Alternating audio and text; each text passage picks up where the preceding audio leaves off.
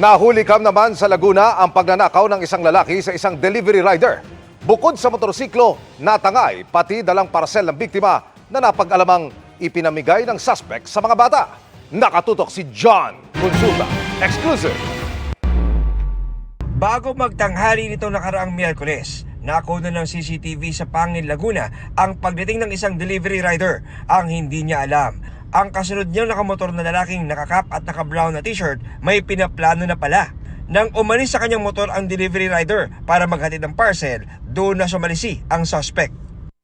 Minatyaga ng suspect ang biktima na nagde-deliver bahay-bahay ang biktima ng mga parcel.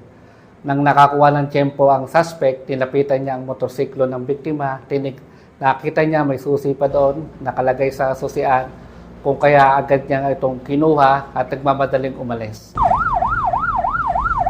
Sa follow-up operation ng Pangil Police, nasundan nila ito at inabutan sa may bahagi ng Sinaloan, Laguna. Agad na inaresto ang 39 anyos na suspect. Na-recover ang motorsiklo ng biktima pero kulang-kulang na ang parcel. Ang nangyari pala, Alaman natin sa investigasyon na itong suspect ay nag-ala Santa Claus at namigay ng mga parcel sa mga bata na kanya nadadaanan. di na itinanggi ng suspect ang ginawa. Sa kadahilanan ko po kaya ako kulang talaga ng gawa yun.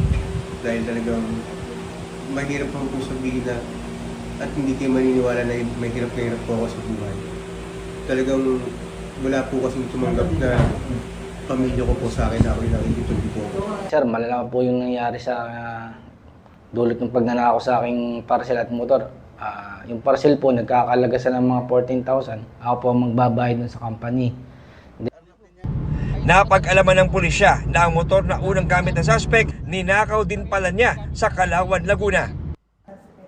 Atin siyang kakasuhan sa paglabag sa Republic Act 10883 o ang The New Anti-Kidnapping Act of 2016. Kakasuhan din natin siya ng theft dahil sa mga nawawalang parcel ng biktima. Para sa GMA Integrated News, John Consulta, nakatutok 24 oras.